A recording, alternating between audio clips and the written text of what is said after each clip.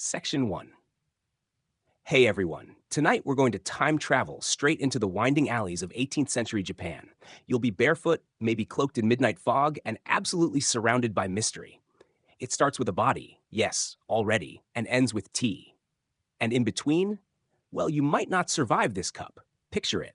Quiet moonlight brushing rooftops in Edo, the biggest city on earth at the time, and someone just dropped dead next to a broken katana and a leaking chest of tea? Oh, yeah, we're going full detective mode on a case so silent and subtle, it almost never happened. So before you get comfortable, take a moment to like the video and subscribe, but only if you really like what I'm doing here. And while you're at it, tell me where you're tuning in from and what time it is where you are. Let's see who else is too caffeinated or just insomniac enough to join us. Now, turn off the lights, maybe turn on the fan for some soothing noise, and let's get down to business tonight. The air smells like cold ash and fish oil. You're standing under the thin, tilting eaves of a noodle shop shuttered for the night, listening to a constable mutter something about ghosts. A body lies in the middle of the street, face down, one arm awkwardly extended like he was reaching for something or someone. You look closer. His hand is gripping a red cord. The other end of the cord disappears beneath a toppled wooden chest, its contents soaking into the dirt. Dried tea leaves, crushed and bleeding scent into the night. No one's screaming. It's too late for that. The only sound is the gentle clatter of a broken teacup rolling in a circle, half cracked like a loose tooth in a porcelain smile. A broken katana lies nearby. It's not bloodied, which is suspicious in itself. Even more suspicious, the family crest etched into the hilt, a camellia. That's not just a pretty flower. It's a symbol tied to an extinct samurai line. Or at least it was supposed to be extinct. You're not officially investigating, just nosy, but the constable seems too tired to care. Bandits, maybe, he shrugs. Could be Ronin, maybe some opium debt. You know how it is, but you don't know how it is, not yet. You slip into the shadows as the body gets carted away. Your fingers still smell like tea. You follow the scent. By dawn, you've made your way to a nearby merchant's quarter. It's buzzing like a beehive, but everyone's pretending not to notice the sting.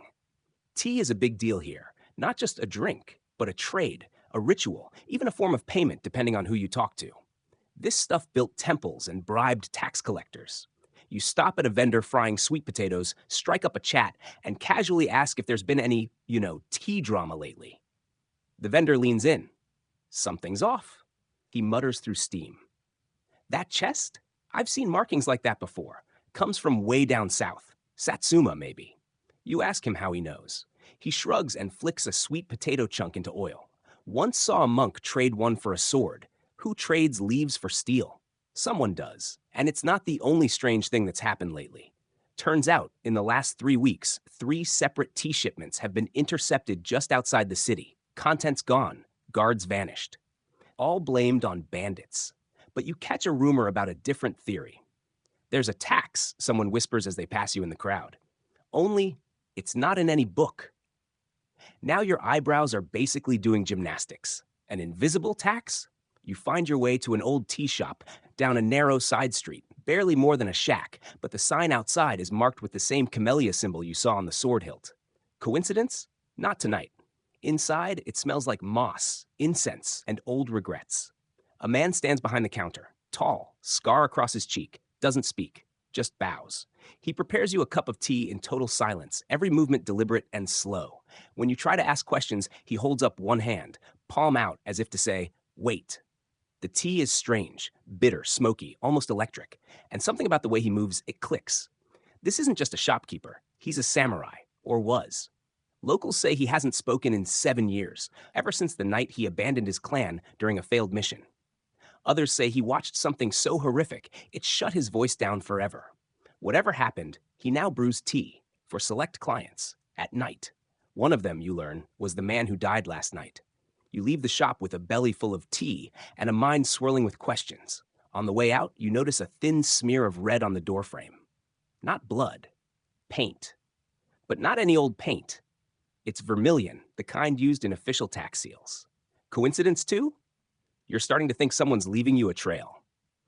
By now, you've also pieced together that tea prices have spiked 40% in the last year, and yet no one's complaining publicly. That's suspicious. In Edo, everyone complains about everything, loudly. Historians still debate whether this economic silence was a result of strict censorship, coordinated fear, or something more subtle, like untraceable bribes flowing through couriers, monks, and yes, maybe even reclusive samurai turned baristas.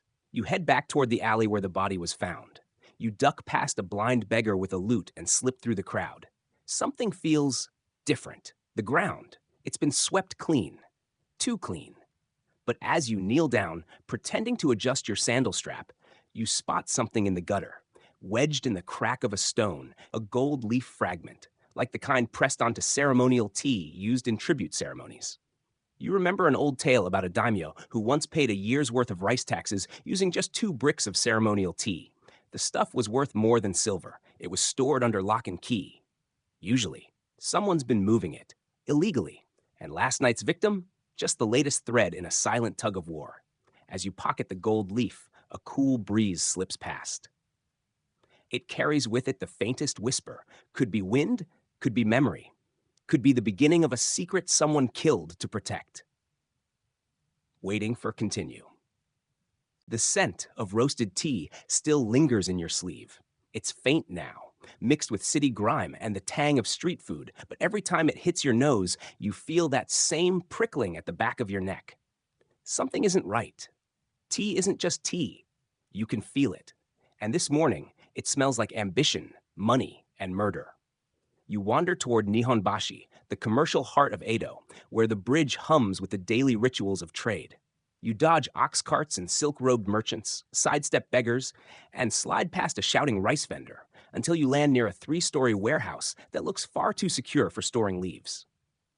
The building belongs to the Kanemoto Trading Guild. That name doesn't ring bells, but the logo above the door, a rising sun behind a teacup, makes your eyes narrow. You loiter by the entrance until someone leaves. You slide in behind a pair of delivery men and find yourself inside a cavernous space filled with bales of green tea, some stamped, some not. And by not, you mean suspiciously pristine. No origin stamps, no tax marks, just perfect, smooth wrapping, like ghosts packed it. One of the workers catches you snooping and waves a clipboard in your face. Authorized personnel only, he snaps. You shrug and pretend to be lost. Classic confused traveler routine, then spill some polite nonsense about a delivery mishap in Satsuma. That gets his attention. He lowers the clipboard. You said Satsuma? You nod. Then you need to talk to the boss upstairs. Well, that worked too well. You climb creaky stairs into an office that smells like lacquer and anxiety. The man behind the desk wears an elegant kimono, but his fingers twitch like someone who's been stealing sleep and time in equal measure. His name is Masaru Kanemoto, 3rd-generation merchant prince. Tea magnate, allegedly. Let me guess, he says, before you can speak.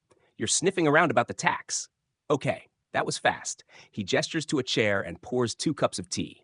You note that he doesn't sip his. It wasn't supposed to be a big deal, he begins, staring into the steam. Just a tiny surcharge, 3 copper mon per bale. Barely noticeable. But then things got very noticeable. Masaru explains that the surcharge began as a quiet directive from a mid-level bureaucrat, someone who claimed to be acting on orders from higher up. No paperwork, no official seal, just whispered instructions and a promise that failure to comply would lead to shipment delays or worse. Smelled wrong from the start, he admits. But what could I do? Say no to the shogunate? That's like slapping a storm. And it wasn't just him. Word spread that merchants who paid the mystery tax suddenly found their bales pass through checkpoints without delay. Those who didn't, missing shipments, stolen goods, sudden inspections. Classic carrot and stick. Heavy on the stick. You ask where the money went. Masaru shrugs, sipping his tea now. That's the mystery, isn't it? You leave with more questions than answers, but also with a list of names. 5 rival merchants who, according to Masaru, were the first to start paying the hidden fee. One of them, interestingly, died last month in a freak fire. Another vanished on the road to Kyoto. The third is the man found dead in the alley. That's 3 down. You've stumbled into a tea-fueled whodunit, and the suspect list is somehow both empty and infinite. As you make your way back toward your tiny rented room above a soy sauce shop, you stop at a stall to buy roasted chestnuts. The vendor, an elderly woman with only 2 teeth but infinite opinions, offers a random fact while bagging your snack. Did you know, she says, that for 2 years in the 1700s, tea was more expensive than gold? You blink. That true? She cackles. No idea, but it should be. That's how they treated it. She's not wrong. In 1716, under Tokugawa Yoshimune's reforms, Japan tried to recalibrate its economy by enforcing frugality. But instead of dampening the tea craze, it only made premium varieties more desirable. A little like putting a velvet rope in front of a public bathroom. Suddenly, everyone wants in. Historians still debate whether this reform era created a black market for luxury goods or simply revealed the one already thriving beneath the surface. Either way, it's clear that rare teas like Gyokuro and Uji became the province of the powerful and the sneaky.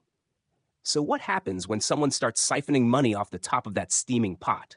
Well, people die. Quietly. Later that night, you sneak into one of the old shipping yards at the edge of the Sumida River. The moon is full and the place is mostly abandoned. Except it isn't. You find crates marked with destinations that don't exist. Towns that were renamed or wiped off maps decades ago. Codes meant to be misunderstood. And then you see it. A ledger, carelessly left open on a crate filled with shipping dates and quantities. All normal until you notice a column with an unfamiliar symbol. A tiny triangle, like a mountain. Every line with that symbol includes an extra charge. But the total column never adds it in. It's like someone added a fee, but didn't want it recorded. You snap the page closed just as you hear footsteps. You duck behind a stack of crates and hold your breath. The two men who walk in are laughing softly. One's carrying a teapot, the other a thick book. They talk about moving a Satsuma shipment early, about doubling the take before the rains come, and about someone called the Gray Cloak. You want to follow them, but you also want to stay alive. You let them disappear into the shadows and slip away yourself. Back in your room, you try piecing it all together. The tea, the tax, the disappearing merchants. And then it hits you. This isn't a tax, it's a tribute. Someone high up is collecting from the tea trade without announcing it. Maybe to fund a side project, maybe just to line their sleeves. And the merchants, they went along until someone got greedy. Or moral. You think of the silent samurai again. What if he knows who started it? What if he was there when the first payment was made? What if he wasn't silent by choice? You stare into your own cup of cheap bitter tea and realize something. You've been drinking the motive all along. Waiting for continue. Section 3. The next morning, you're still thinking about the ledger, the triangle marks, and that strange name. The Gray Cloak. When you find yourself back outside the tiny tea house owned by the silent samurai. Same leaning camellia sign. Same damp tatami smell seeping through the doorframe. And somehow, despite the stillness, it feels like someone is waiting. You slide open the door. He's there, of course. The man with the scar and the quiet hands. No nod this time. Just a long glance and the subtle clink of a kettle already warming. He gestures for you to sit. You do. As he begins the ceremony, you try again. You ask about the chest, the victim, the tax, the gray cloak. Nothing. His silence isn't indifference. It's deeper, intentional. He listens like someone who has no intention of ever speaking again. The tea is poured. Steam coils between you like soft script. He sets down a wooden tray. But this time, instead of just tea, there's something else. A tiny object wrapped in rice paper. You unwrap it carefully. It's a mon, an old copper coin, but the design is unusual. On one side, there's a camellia flower, same as his crest. On the other, a triangle, just like in the ledger. You glance at him, and his eyes narrow. A silent warning, or invitation. That's when it hits you. He wasn't always silent. Back when the shogun's rule was tightening and Tokugawa Yoshimune had just taken power, a handful of elite samurai were appointed to enforce financial discipline across the provinces. These weren't paper pushers. They were warriors who traded swords for spreadsheets, or rather swords and spreadsheets. The program didn't last long. Too many secrets, too many accidental deaths. You'd heard rumors about them. They were called the Kokin no Mono, the men of the ledger. Half spies, half assassins. Most died in horse accidents or unusual duels. But a few just had disappeared. Could he have been one of them? You study the coin again. The triangle side is worn from use. This wasn't ceremonial. This was currency in a circle you weren't supposed to know existed. You leave the tea house with that coin burning in your pocket and decide it's time to dig further, not into paper, but people. You start with an old connection, a former magistrate named Ichiro, who now runs a tiny fan shop near Kanda. He owes you a favor involving a falsified grain weight, a stolen goose, and a very long night. Let's not get into that. Ichiro eyes the coin, turns it over once, twice, and then lets out a long, slow whistle. "Where did you find this?" he asks. You raise an eyebrow. "This is no merchant token," he explains. "That triangle, it's the seal of reconciliation." You wait for a punchline. There isn't one. Back in Yoshimune's early years, the court created a secret council to settle debts, political debts. Samurai who owed favors or whose families were compromised could pay off their shame through quiet service, but only if they swore an oath and paid a fee. "A tax?" you ask. "A donation," Ichiro corrects you with a smirk. "Voluntary, but, not really." Historians still debate whether this so-called Reconciliation Council ever officially existed, or if it was a cover story for what was basically a quiet purge. No records survive. No one talks about it. But Ichiro says the triangle coin is a clue. These were minted in only one place, he says, tapping the camellia side, near Uji, by a monk named Tenzin. Now you're on a dirt road toward Uji, bouncing in a rickety palanquin that smells like pickled radish and old regrets. The journey takes a few days, during which you narrowly avoid a patrol, eat the worst rice balls of your life, and dream about floating teacups whispering your name. Uji itself is mist-wrapped and quiet, famous for its tea, its temples, and apparently, its secrets. You arrive at a small monastic complex built along a slope. No guards, no signs, just a narrow gate and the sound of a flute echoing through stone walls. Inside, you're greeted by a young monk who looks like he hasn't slept since the last harvest. You show him the coin. He freezes, then he bows. "Follow me." You're led into a low-ceilinged chamber lit only by a paper lantern. Sitting cross-legged on a woven mat is an ancient man, eyes closed, hands resting on his knees. He smells like sandalwood and steamed barley. "This is Tenzin," the monk says. You kneel. Present the coin. Tenzin doesn't open his eyes, but he speaks in a voice like rice paper tearing. That coin is a memory of silence. You ask about the Reconciliation Council, about the tax, about the camellia. He pauses. Then in careful syllables, tea was the price of loyalty. According to Tenzin, the council began when the shogunate found itself broke, military overreach, bad harvests, too many courtiers with expensive hobbies. But raising official taxes would have triggered outrage. So instead, they found a quiet source. Tea. Not the kind sold to peasants, but ceremonial tea, tribute blends, rare cultivars only grown in specific regions. A whisper tax was added, 3 mon per bale, paid by merchants, collected by intermediaries, and deposited into secret coffers. You ask, what was it used for? Tenzin opens his eyes, pale, unblinking, to pay for what could not be seen. You leave the temple shaken, questions multiplying like cicadas in summer. Who else knew? Who kept it going? And what made the silent samurai walk away? On your way back, you pass a crumbling stone marker half swallowed by moss. It bears no name, but the triangle symbol is carved deep into its base. That night, you write in your notebook by candlelight, the words barely legible in the flicker. The tea that built peace was also brewed in shadows, and those who drank from that cup never spoke again. You don't sleep well. Waiting for continue. Your dream is a boiling kettle, hissing, screaming, bubbling over into a flood of hot green foam. When you wake, your room is humid and your neck is damp with sweat, like the walls themselves are sweating secrets. You sit up slowly, and for a second, you think you see the silent samurai standing by the window. But it's just the lamp. Still, the feeling doesn't leave you. You decide it's time to revisit the crime scene. By dawn, you're back in that alley where the merchant was found face down, throat dark with tea. The body is long gone, but the scent of roasted leaves lingers in the cracks. You kneel, brush the cobblestones, and there it is, faint but unmistakable. A triangle scratched into the stone, almost playful in its smallness. Someone wanted this found. You pull out the triangle coin again. The symbol matches perfectly. Behind you, a cart rattles by. You rise, following the groove in the stonework. It leads toward a side wall, half hidden by a row of stacked barrels. You press your hand against the timber and feel a loose board. Inside, you find a thin bamboo tube tied with twine. Inside the tube, a single piece of parchment. It reads, Camellia opens twice, first for trade, then for blood. Okay, poetry, creepy poetry. But it matches what Tenzin said. This tax, this tribute, started as a solution, then evolved into something darker. It's not just about money anymore. Someone's cleaning up the books with blood. You return to the Merchants Guild House that evening. The guards look jumpier now. One has a black eye. Another keeps glancing over his shoulder like someone is about to yank his spine out through his haori.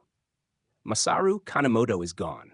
In his place, a new figure. Sleek top knot, expensive kimono, smile like a closed blade. His name is Gendo Watanabe, and he introduces himself as a special consultant, which is Edo speak for guy who shows up when people start dying. You play dumb, ask about shipping discrepancies, triangle markings, tribute flows. He smiles. Ah, triangle theory, he says, as if you've asked about a new fan dance. Conspiracy, very fashionable these days. Don't let it distract you from the real issues. Bandits, tariffs, market instability. Bandits. Right. And that samurai with a ceremonial dagger in his throat? Totally a tariff mishap. You excuse yourself before Gendo can get too curious about your face. As you leave, one of the clerks slips you a folded page. No words, just a sketch. A face. The gray cloak. You take it to Ichiro. He chokes on his tea. That's Mochizuki Noboru, he whispers. I thought he was dead. According to Ichiro, Noboru was a legendary inspector general during the last days of Tokugawa Ieyasu. A man so discreet he once intercepted a political marriage and replaced the bride without anyone noticing. He disappeared after the Kyoho reforms took effect, vanished mid-investigation. Historians still debate whether Noboru was assassinated by reformist rivals or went rogue when he discovered a deeper conspiracy. Either way, if he's alive and wearing gray, then this mystery is sliding straight into nightmare territory.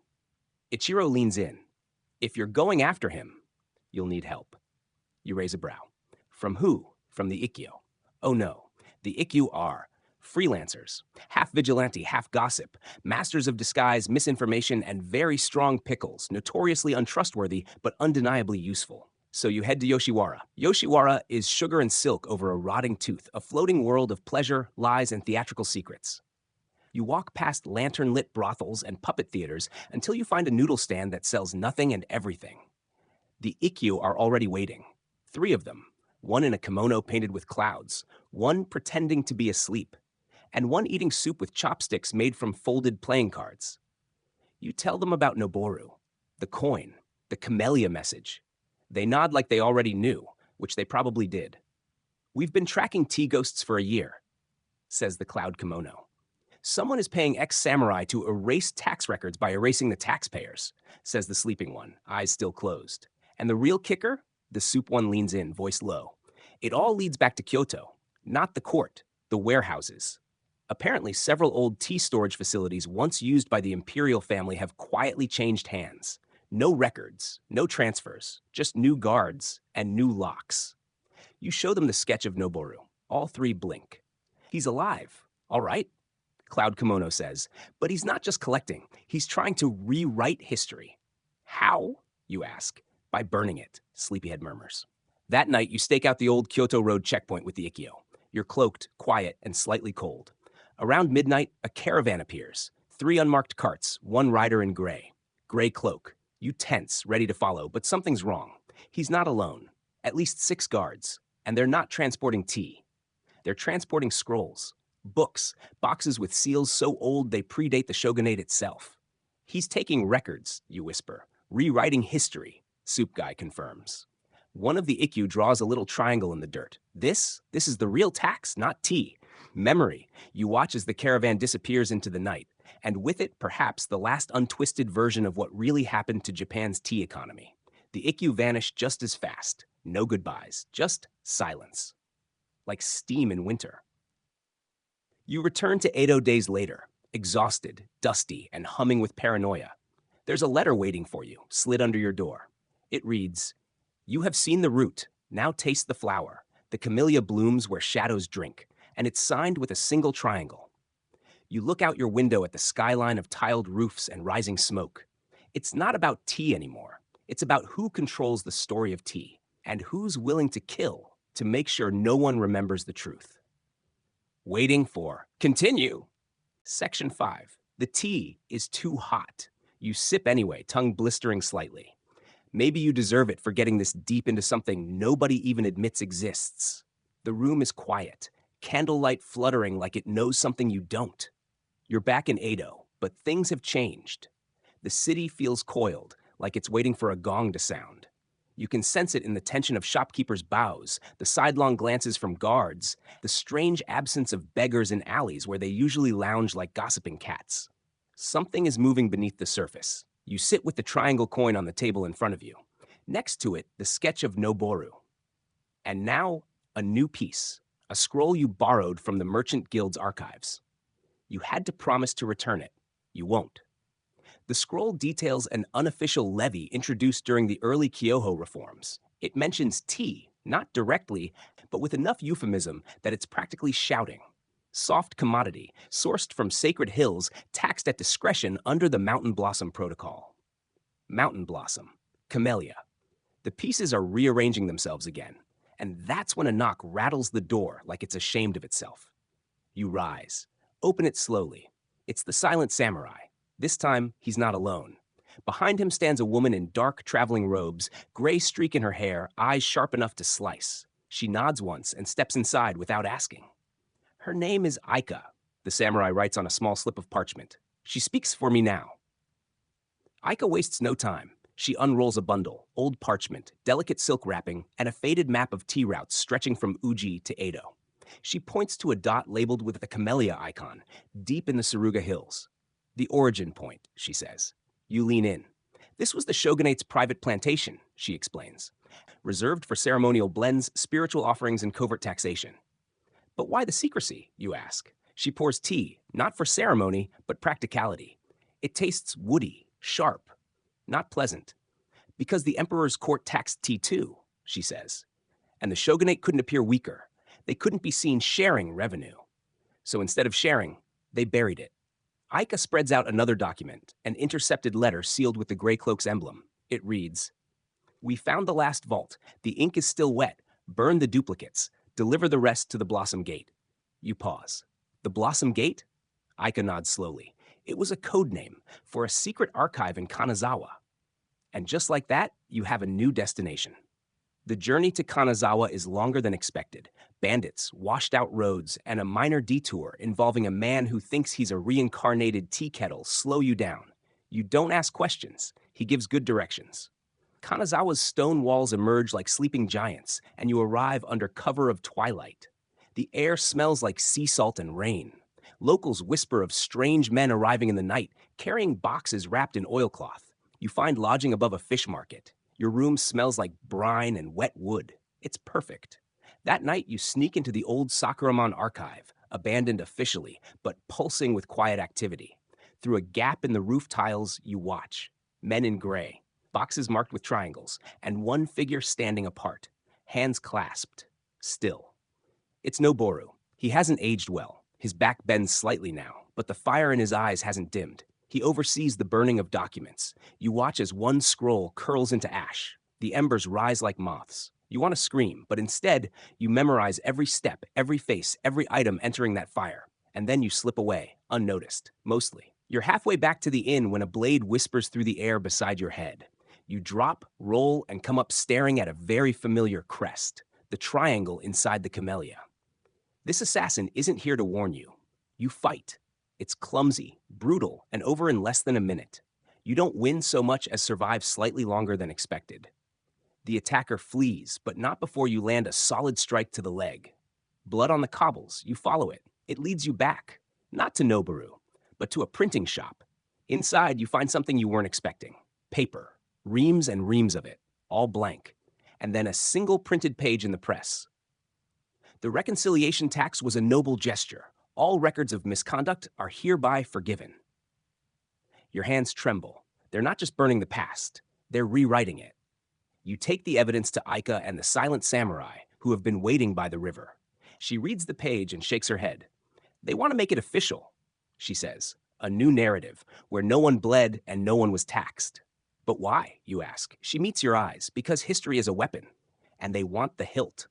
Historians still debate whether any documents from the Kyoho Reconciliation era survived the purge, but if what you're holding is real, then some stories refuse to die.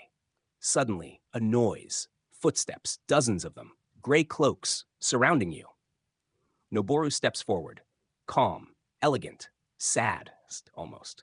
You should have stayed in Edo, he says. You stare him down. You should have let the truth breathe.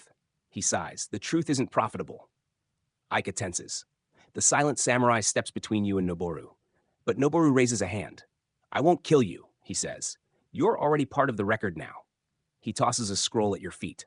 Tell your version. No one will believe it. Then he vanishes into the mist like tea steam from a broken pot. You open the scroll. Inside, a full list of names, merchants, officials, monks, all part of the network. And at the top, circled in red, Masaru Kanemoto. Alive, hiding. The game isn't over. And now you're in the ledger. Waiting for continue. Section 6.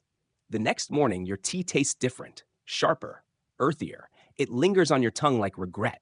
You sit in silence, rereading the scroll Noboru tossed at your feet like a dead canary in a mine shaft. His message was clear. He's not afraid of exposure, because what's one person's truth against an entire rewritten archive? But he made a mistake. He let you live. And now you have the names. Top of the list? Masaru Kanemoto. The merchant you thought was either dead or on permanent vacation in some sock-scented corner of the underworld is apparently alive and part of the T-Tax truth-ectomy. You tap his name on the scroll, over and over, like a drumbeat. Then you pack. You're going to Kyoto. The train to Kyoto is quiet. Yes, you take a train, because even in this story woven from 18th century mystery, sometimes you get to cheat for speed. Deal with it. Outside the window, rice paddies blur into green smudges. You pass small towns where children play with spinning tops and elderly women dry herbs under the sun. Probably the same ones used in the very tea that caused all this chaos. You wonder how many of them know their livelihoods were once taxed twice. Once by the emperor, once by the shogunate. And maybe a third time by men in gray cloaks whose names were hidden inside camellia blossoms. Probably none. The modern world rolls past, unaware it's built on forgotten betrayals. You arrive just before dusk. Kyoto's air is thick with history and mosquitoes. You walk through the alleys of Gion, past lanterns swaying in the warm breeze, until you reach the address listed next to Kanemoto's name. A tea house called the Drowsy Leaf. Of course it is. You knock 3 times. The door slides open a crack. A single eye blinks at you, unimpressed. Then the door opens fully. Inside, Masaru Kanemoto waits. He's thinner, grayer, wearing robes too expensive for someone who's allegedly hiding. His smile is polite but strained, like he's been preparing for this moment and still doesn't know how it's going to end. You found me, he says. Eventually. You sit. He pours tea. You don't drink. He does. I never meant to disappear, he says. Just to reposition. From victim to co-author, you ask. Kanemoto chuckles. I didn't know what I was stepping into. Noboru promised legacy. Stability. He said the T-Tax was never the problem. It was the memory of it. That we could fix Japan if we fixed how we remember Japan. You stare. That's not fixing. That's lying. He nods. We used to call it narrative restoration. Sounds cleaner than propaganda, doesn't it? You want to punch him, or maybe just pour the tea over his smug little top knot. Instead, you breathe. There are others, you say. They're still alive. He leans in, and they're scared. Later that night, you sneak into the back room of the Drowsy Leaf. Masaru is asleep, or pretending to be. Either way, you're not taking chances. The floorboards creak as you uncover a hatch. Beneath it, a stairwell leading to a hidden archive. You step carefully, breath shallow. The smell of old parchment and damp earth greets you like a ghost's whisper. Dozens of scrolls, wax seals, stacked documents tied with cord and ambition. And on the far wall, a faded banner with a single symbol. The triangle. You start scanning the shelves, looking for anything, letters, memos, even doodles that prove who controlled the narrative and when. You find correspondences between Noboru and court officials. One scroll lists authorized edits to historical incidents, including the accidental fire at Uji wasn't accidental, the disappearance of the Sakamoto ledger, burned on purpose, the replacement of a Buddhist tax scholar with a trained actor, honestly impressive. And finally, a draft proclamation declaring the tea tax a ritual of harmony never used for revenue, merely symbolic. It's infuriating. They didn't just erase truth, they made up a better lie. And that's when you hear the floorboards above. Footsteps, more than one. You snatch two scrolls and duck behind a stack of crates as voices echo above. Are you sure it's here? One whispers. Boss said to clear it out, tonight. Noboru's voice replies, calm, cold. I want everything that mentions the triangle. Burn the rest. They don't know you're there, yet. You wait until they move deeper into the archive, then slip out through the back tunnel. Kanemoto clearly built himself multiple exits. Smart man. Cowardly, but smart. You emerge in the alley behind a noodle shop, scrolls tucked in your robe like contraband poetry. Back at your inn, you unroll them under candlelight. One is a list of payments. The other, a map. Labeled only, the real archive. You gather your allies. Aika, the silent samurai. Even one of the Ikkyu shows up, chewing on pickled radish like it owes him money. You spread the map on the table. It points toward a mountain cave in the Kiso Valley, far from any trade route, guarded by terrain, snow, and allegedly spirits. Aika narrows her eyes. This is where the unedited records are. The real story. If it's true, then somewhere out there is the actual account of the tea tax, how it began, who profited, and why generations were tricked into forgetting it. You all stare at the map, then nod. There's only one thing left to do. Find the archive and let the truth boil over. Waiting for continue. Section 7. You're not sure when your life became a scroll heist wrapped in a tea conspiracy with a side of possible assassination. But here you are, standing at the edge of the Kiso Valley, staring up at a mountain that seems to be judging you. The locals call it Whisper Peak. You call it absolutely cursed. According to the map salvaged from Masaru Kanemoto's secret basement, not a phrase you expected to use this year, the real archive is hidden somewhere within a temple ruin near the summit. The path is treacherous, thin, winding, and haunted by fog thick enough to slice. Aika leads the way. The silent samurai walks behind you, steps as soundless as ever. The Ikkyu member who decided to tag along calls himself Juro, and he insists on narrating every danger you encounter like it's a stage play. Ah, yes, another slippery death rock, perfect for a twisted ankle or dramatic betrayal. You remind yourself not to push him off a cliff.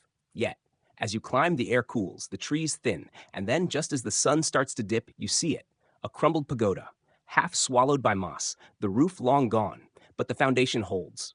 At the center, a stone slab carved with a triangle and a single camellia. Found it, sort of.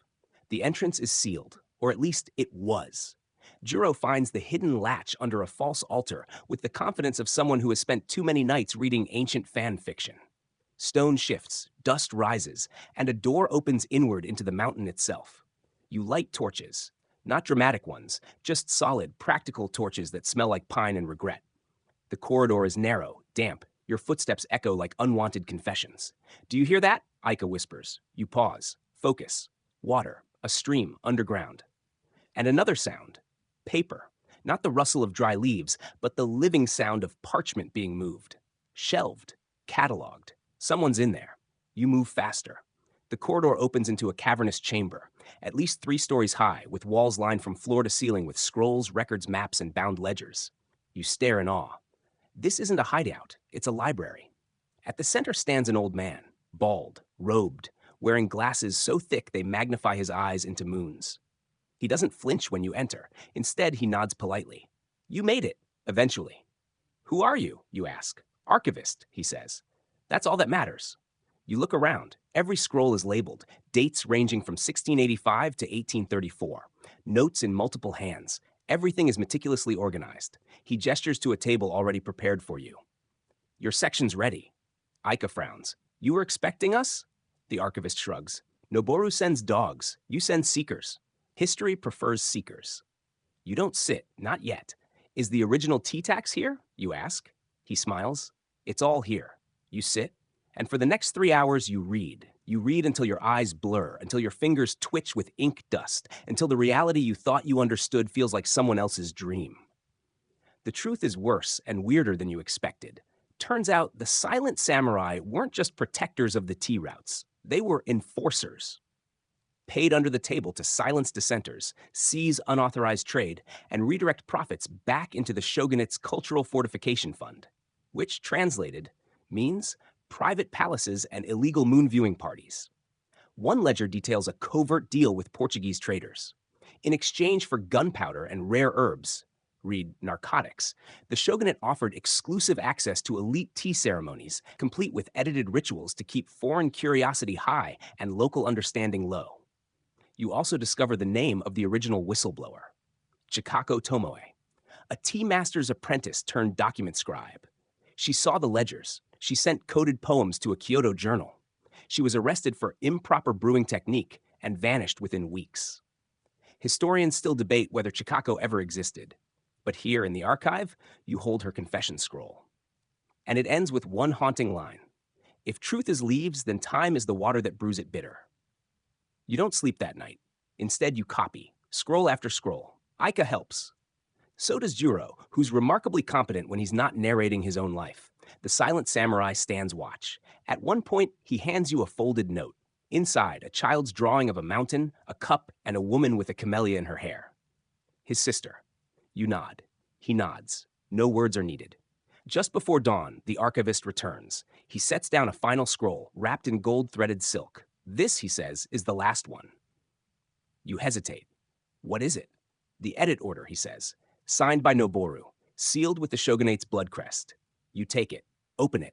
Inside, every lie, every intentional omission, every name scrubbed clean from the record, all documented in chilling detail. The scroll ends with a note. If discovered, deny. If challenged, discredit. If exposed, erase. You look up at the archivist. Why did you keep this? He shrugs. Because forgetting is easy, but remembering, that takes help. Suddenly, a sound. Distant, rhythmic, marching. They've found you. Juro curses. Aika draws her blade. The silent samurai cracks his knuckles. You grab what you can. Stuff the most critical scrolls into your satchel. You thank the archivist, who simply bows and pulls a lever behind the wall. A door opens, narrow, steep, spiraling upward. You don't ask where it leads. You run. As you flee, torchlight floods the chamber behind you. Shouts, a crash, and the sharp scent of burning paper. They're destroying it. Again. But not all of it. Not this time, because you have enough. You have the truth. And you're going to make sure the world drinks it, even if it leaves a bitter aftertaste. Waiting for continue? Certainly. Here's a revised version of your original passage, incorporating the tone, themes, and suggested expansions while preserving the core imagery and spirit. The next steep. Morning arrives not with fanfare, but with grace. A slow, syrupy sunrise slipping through the paper walls of your room like spilled honey. The scent of freshly steamed rice mingles with the faint bitterness of roasted tea leaves, curling through the air like a forgotten melody. You sit up, sleep still clinging to your limbs, and your eyes land on a golden teacup on the bedside table. It's warm to the touch, unsettlingly so, as though it remembers who you are. Downstairs, the villagers wait in hushed companionship. Breakfast is modest but reverent. Steamed fish kissed with ginger, pickled radish glowing like captured sunrise, and a bowl of miso soup so delicate it feels like you're drinking silence. No one rushes. Every movement is intentional. Even the sips of tea are small rituals, acts of quiet defiance cloaked in civility. You recall Murata's stories of the tax collectors, how they feared noise, how they sought to govern by rendering silence compulsory. But here in Yumawara, silence is neither fear nor submission. It is chosen. It is sacred. And more than that, it is a kind of rebellion. After breakfast, Yuko finds you near the garden, where dragonflies trace unseen calligraphy in the air. She carries a scroll wrapped in indigo cloth. Her eyes gleam with the mischief of someone who knows the world is heavier than it pretends to be. The archive of echoes is ready, she says. Time for the next steep. You follow her through a path flanked by wildflowers and butterflies that seem to flit between seconds, not petals. The archive is unassuming, a weathered shed at the edge of the village that could just as easily store rakes and rain. But inside, it breathes like something alive. Scrolls rest in neat rows, manuscripts slumber beneath rice paper blankets, and faded ink paintings line the walls like ancestors watching over a fragile piece. Yuko leads you to a scroll on a wooden pedestal. She unrolls it with reverence. The final poem of the silent accord is brushed in strokes so fluid they might have been written mid-dream. In silence we steep. Time folds like warm leaves. The cup never empty. Peace in each deep breath. You run your fingers lightly over the ink, half expecting it to whisper. Some say it was written by a council of Shitsukana monks, Yuko murmurs. Others say a lone half-mad poet scribbled it after a sleepless night and 12 cups of jasmine tea. She shrugs. I like both versions.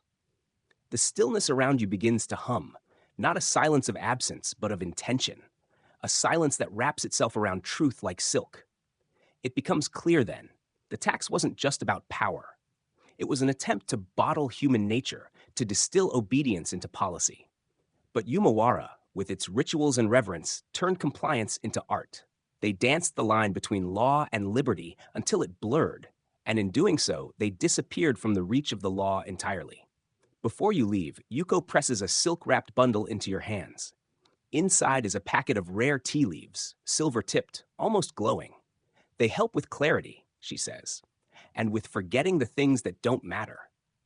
The villagers gather as you prepare to go, offering silent bows and glances that feel like full conversations. Even the goat you passed earlier lifts its head and offers a solitary bleat, as if wishing you the strength to walk slowly in a fast world. The descent from Yumawara feels different. The road is the same, but your pace has changed. Each step is a breath. Each breath is a cup steeping in its own time. Somewhere in the distance, the empire still hums with rules and registers.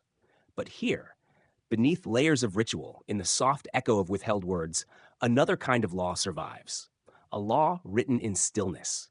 And in that stillness, maybe, just maybe, there's enough. Let me know if you'd like a version from another perspective, e.g. Yuko's, a continuation, or something formatted for performance or publishing. Certainly. Here is the exact version I wrote above. The return to Edo. Edo greets you like an old friend, one with a booming voice and a tendency to interrupt. The chatter, the clang, the constant motion, it's a jolt after Yumawara's hush. But beneath your kimono, you carry the village's calm like a hidden talisman, a still pond tucked inside your ribs. You move through the narrow streets with practiced ease. Lanterns sway above, casting flickering gold across vendors selling rice cakes, pickled plums, and fortunes scrawled on strips of linen. Somewhere down an alley, a shamisen sings a lullaby too soft for the city's roar, like a secret trying not to be overheard. The castle's silhouette cuts through the twilight, all hard lines and shadowed intent. Its walls rise like a punctuation mark at the end of the silent accord. You wonder what Murata would say about your return. Likely something dry. Try not to get arrested with a contraband tea pouch. You duck into a quiet tea house draped in wisteria and the scent of jasmine. There, beneath the drooping blossoms, waits Nishimura, a scholar of forgotten ordinances and footnoted rebellions. His robes are ink-stained, his eyes sharp behind glasses that slide down his nose with every nod. Over thick matcha that tastes like damp earth and memory, he begins. The tea tax, he says, did more than silence voices. It rewrote behavior, entire lives bent to avoid a sound. He speaks of street vendors who began selling silence tokens, tiny wooden charms carved with ideograms for stillness and mercy. These tokens, he says, were whispered to provide a moment's grace from a collector's notice. Whether the officials acknowledged them or not. Historians disagree, he says, but people believed in them. Sometimes that's enough. You raise an eyebrow. So basically, Edo had silence-themed snake oil? He grins. Silence sells. Leaning in, he lowers his voice.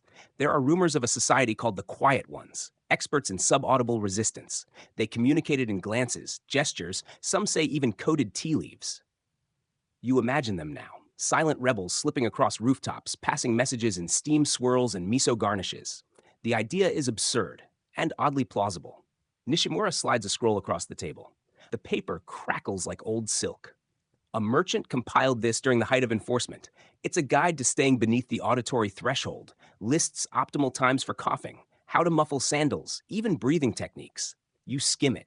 It's exacting, obsessive, part meditation manual, part espionage primer. So basically, how to whisper like a samurai. He chuckles. A lost art. Just then, a waiter appears with a cup of jasmine tea and a knowing smile.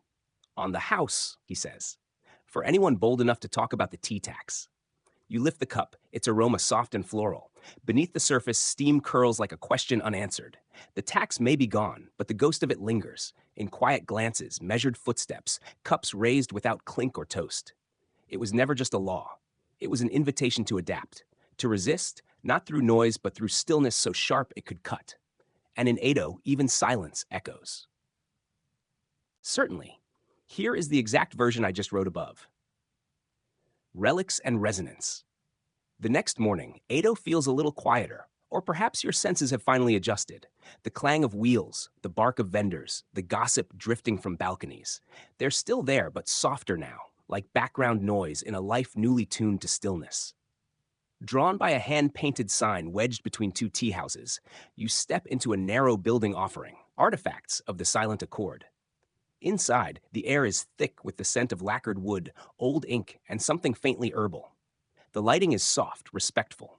Glass cases line the walls, each holding relics that seem half fact, half folklore. A delicate fan engraved with imperial tax codes. A lacquer box with false bottoms used to smuggle forbidden tea leaves. An ornate samurai helmet, formidable and battle-worn, rimmed with tiny teacups etched like protective wards. You pause before a dusty scroll illustrating a ritual unknown to you. A tea tax collector in formal robes performing a silent dance meant to cleanse the spiritual residue of the taxed. The pose is part grace, part theatrical confusion, like a priest caught mid-bow and forgetting which way was forward. A voice beside you clears its throat, quiet but certain. You turn to see an elderly woman in a moss-green kimono, her hair silvered but eyes keen. She introduces herself as Miss Tanaka, the museum's curator and unofficial historian of all things hushed. "There's one piece you shouldn't miss," she says, guiding you toward a small, dimly lit alcove. The silent samurai's teapot. It's unassuming at first glance. Small, burnished, the clay etched with faint, almost musical markings. You lean closer and feel a strange hush settle over you, as if the teapot is still steeping something unspoken. Miss Tanaka folds her hands. He was assigned to enforce the tax, but records suggest he never issued a single fine. Instead, he visited households and brewed tea with them, silently, ritualistically. Some say it was an act of rebellion. Others say it was compassion cloaked in protocol. You picture him, a lone samurai bearing no blade, only a teapot. His silence not a weapon, but a shelter. A quiet hospitality offered beneath the shadow of policy. Did he act alone? You ask. Miss Tanaka's smile is gentle, enigmatic. Hard to say. History isn't always interested in confirming what kindness leaves behind. She presses a folded sheet of paper into your hand before you leave. "It's a tea recipe," she says. "A calming blend. He was said to brew it for himself on nights he couldn't sleep." Outside, the sun greets you warmly, filtering through the canopy of spring blossoms. You sip your jasmine tea, cool now, but no less soothing, and feel the presence of all the quiet gestures that came before. Because tea, you realize, is never just tea. It is resistance in a cup, a conversation without words, a story steeped in silence, and the echo, of course. Here's your passage refined to match the lyrical, reflective tone of the earlier pieces, while preserving all your original imagery and meaning. Chambers of calm. The narrow streets of Edo twist and coil like a labyrinth drawn by an absent-minded poet, and you find yourself following a scent more than a path. It leads you to a tea house veiled behind a cascade of wisteria, its petals trembling in the late afternoon breeze like shy secrets. Inside, the air is dense with the aroma of roasted barley and murmurs held just above a whisper. The wooden floor creaks beneath your steps, not a protest, but a greeting.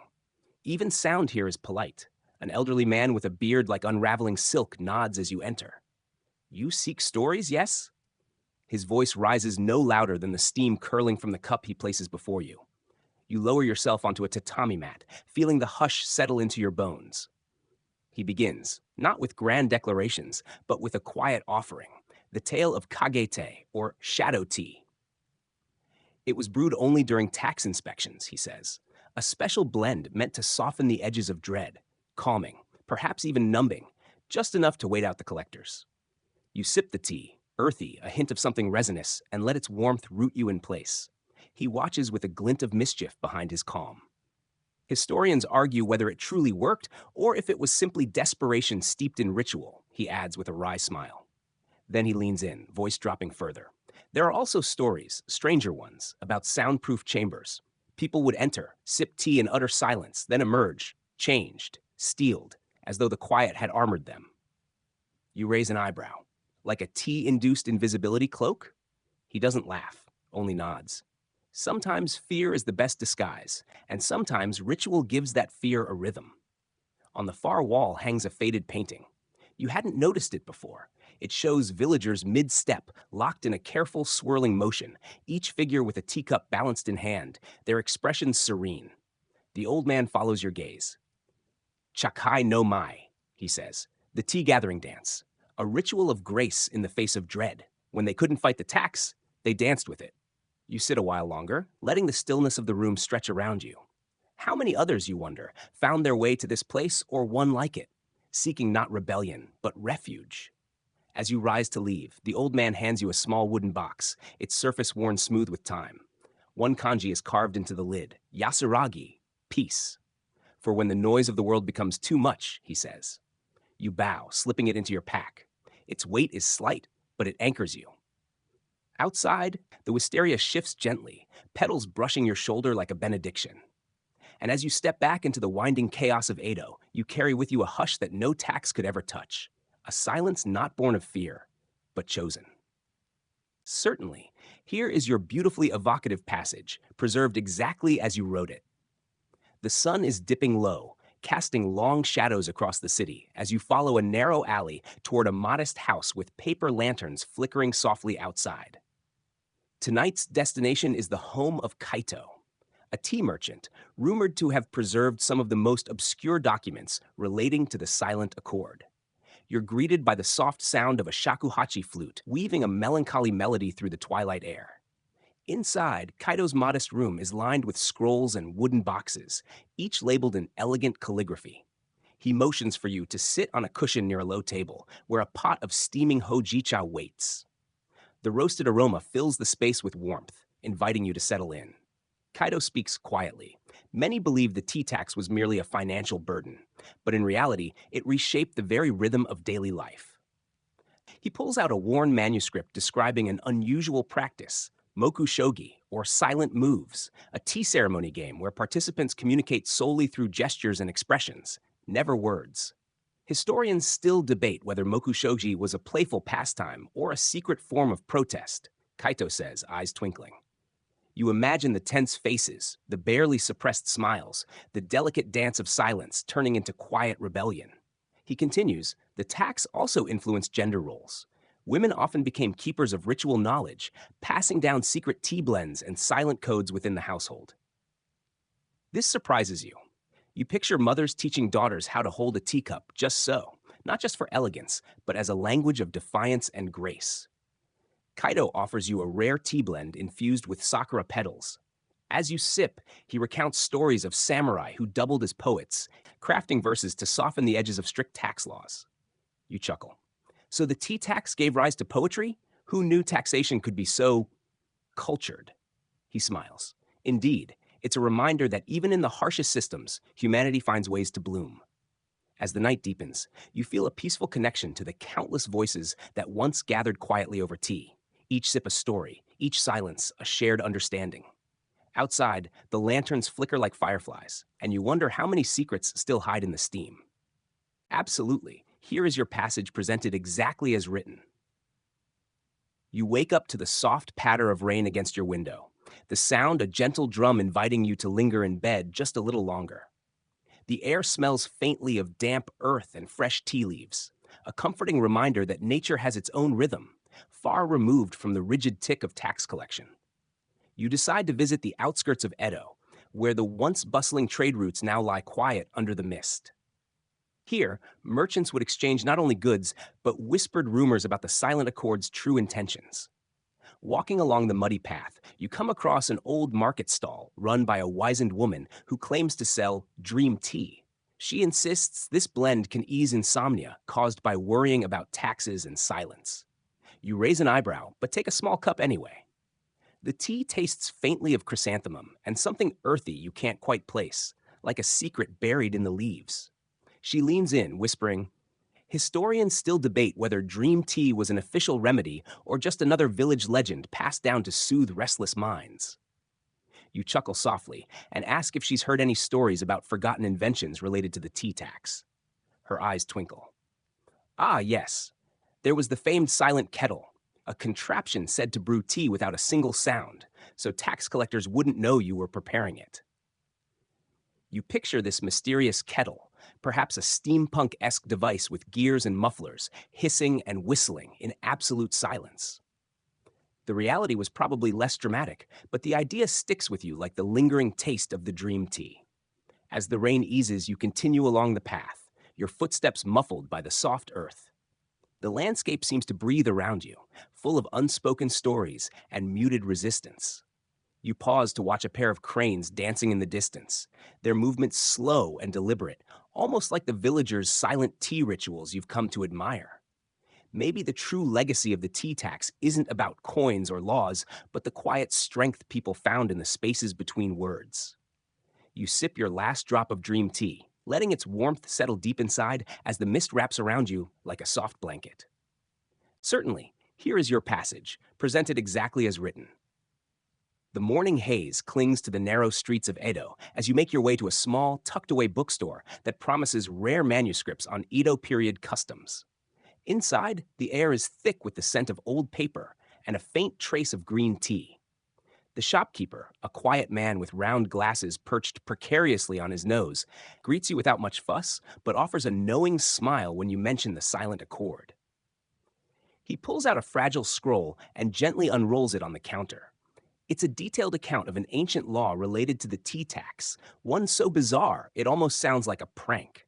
According to the scroll, anyone caught speaking above a whisper while brewing tea had to wear a tiny bell on their kimono for an entire day. You laugh softly, imagining Edoites jingling down the streets like human wind chimes. Historians still debate whether this law was strictly enforced or mostly a symbolic reminder, the shopkeeper adds.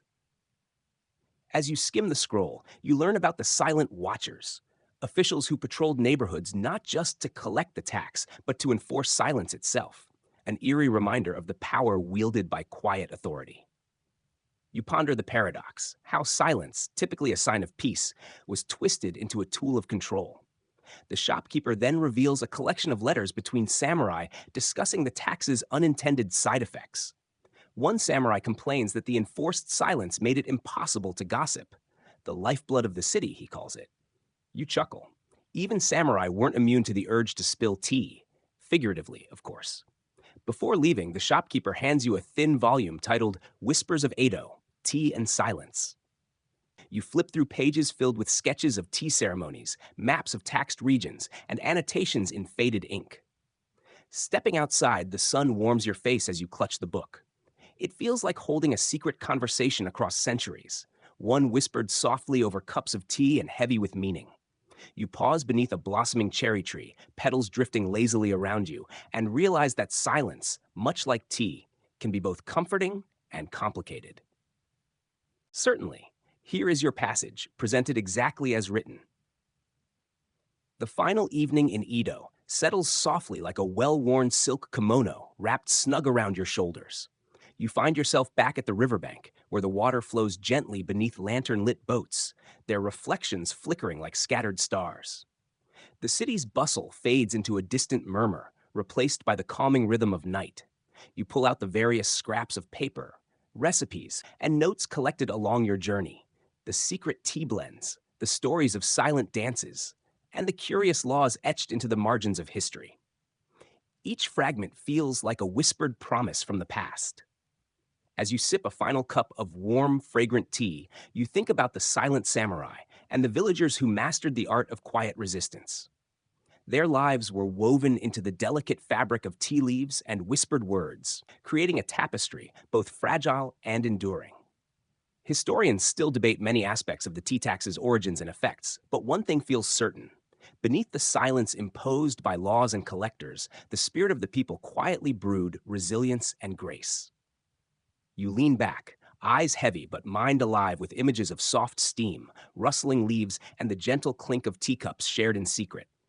The tea tax may have been an unwelcome burden, But it also gave rise to unexpected beauty, a slow, silent rebellion carried on the breath of every sip. Outside, the river hums a lullaby, and the lanterns sway like a slow heartbeat. You feel the world around you soften, the edges blurring like the last tendrils of tea steam curling toward the ceiling. With a slow exhale, you close your eyes, letting the quiet wash over you. As the night deepens, the gentle murmur of Edo's river blends seamlessly with the whisper of tea leaves settling in their cups. The soft rustling of silk and the distant call of a nightingale fade into the background of your mind's eye. All the whispered stories, the silent dances, and the unspoken agreements slip quietly into your dreams. Let your thoughts drift like cherry blossoms floating downstream, carried gently away from the noise and bustle of daily life. The weight of history lightens as the warmth of tea settles deep inside you, a comforting presence wrapping around your thoughts like a soft blanket. Remember, the silence of the past is not emptiness, but a space where the smallest sound, a clink of a cup, a breath held just so, holds infinite meaning. Now surrender to the stillness and let sleep come like the slow bloom of a quiet tea flower at dawn. Good night,